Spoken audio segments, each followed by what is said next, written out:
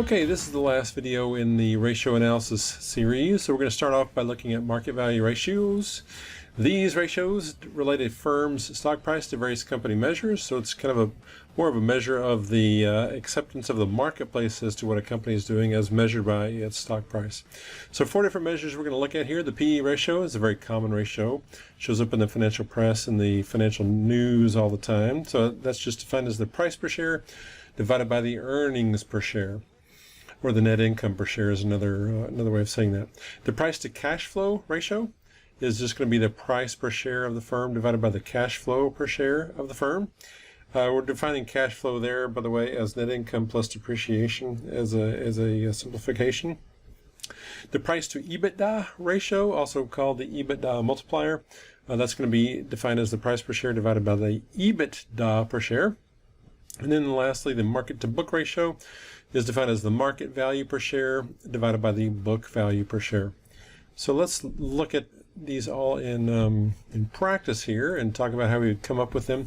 So again, we're going to be relying mainly on market values here. So we need to have the share price, and we also need to have, for the market to book ratio, we need to have the number of shares outstanding. So the data we're given for this fictitious firm supplies everything we need. But let's just look at it. The price to earnings ratio. One way to think about that is how much value you're getting for every dollar in earnings. What's the share price in terms of every dollar in earnings? So if that's going down over time, that means the marketplace is valuing the earnings at a lower rate. Frequently that's looked at what the market thinks as far as the prospects of the firm go. The price to cash flow going down, the price to EBITDA going down, the market to book ratio going down. Real quick note on the market to book ratio. The market value, we just divide the market price per share, and then to get the book value per share, I'm taking the book value of the equity and dividing it by the number of shares, so we get a book value per share. So anyway, all of these are trending the wrong direction, consistent with our story that this firm is in a bad way. Real quickly, common size analysis. This is an important tool, really critical tool, and it's a way to look at relationships between accounts in the income statement and the balance sheet. So for the income statement, we're going to scale everything by sales for a common size income statement. This will give us everything, every line item will be showing as a percentage of sales revenue. And on the balance sheet, to get a common size balance sheet, we scale everything by total assets. And so every line item will show up as a percentage of total assets. Again, this common size ratios are really handy to see trends and to see relationships in the accounts. DuPont analysis is another important way of looking at the firm and its operations. So this ratio ties together various aspects of the firm's operations, efficiency, and financing, and it gives us a sense as to what's driving performance. So we're going to use we need to employ a new measure of leverage, and this is the equity multiplier. It's defined as the assets over the common equity, and we're going to use that particularly in the return on equity calculation here at the bottom. But first, let's talk about return on assets.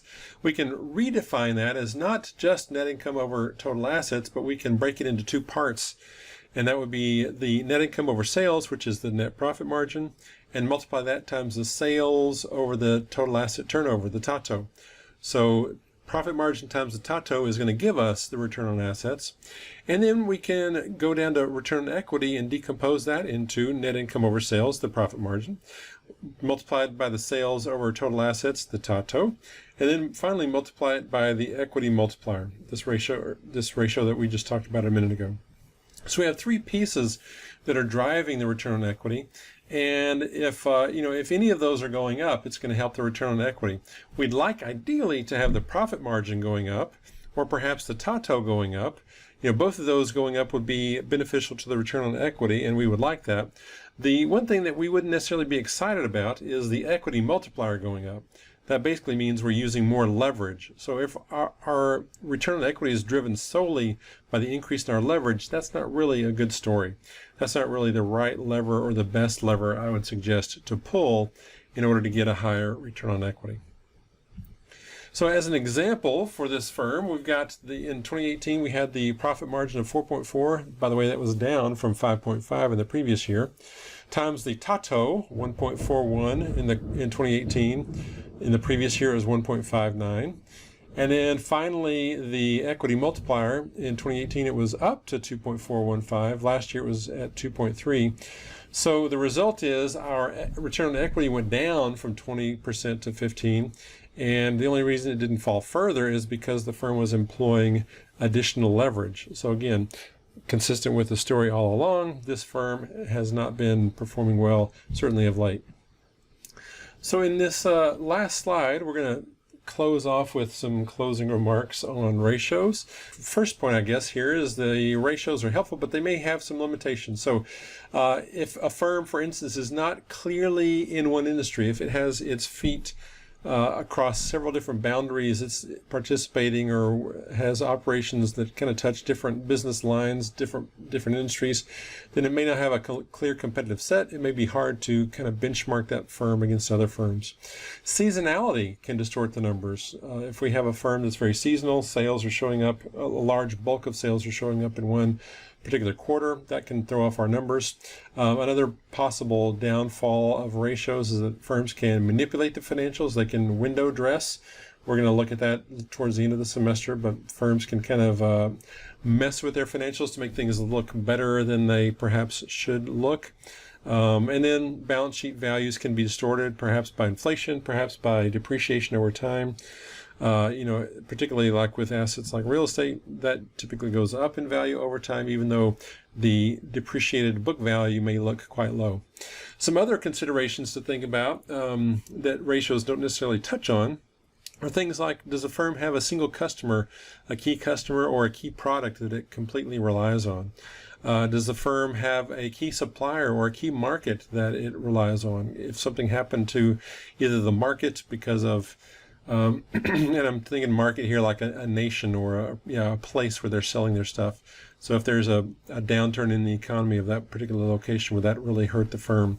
Overseas considerations like the currency, or if there's a drastic change or a downfall in a currency, that could affect the firm's profitability, their operations, or political stability. If there's a big change in a regime, if something bad happens to oil prices, all these kind of things that could affect the firm, even though it's not necessarily in that business. The competitive set of the firm, so who are they competing against? Are there new entrants coming into the firm or the industry that the firm is competing against, or has there been, or does it look like there's going to be a massive amount of disruption in the industry? Lots of industries are kind of going through this with the coronavirus, so lots of things changing. The higher education world, for instance, is changing kind of rapidly with this the virus and what it's doing to students and the relationship to students in classrooms and students to campuses, etc. New product development is another consideration. So are there new things coming online, or do we only have these antiquated products that we've been churning out for a while that we're relying on? Are there new markets that we're considering, new product lines that we're pursuing, etc.? And then finally, the legal and regulatory environment. We've got to think about what's going on there.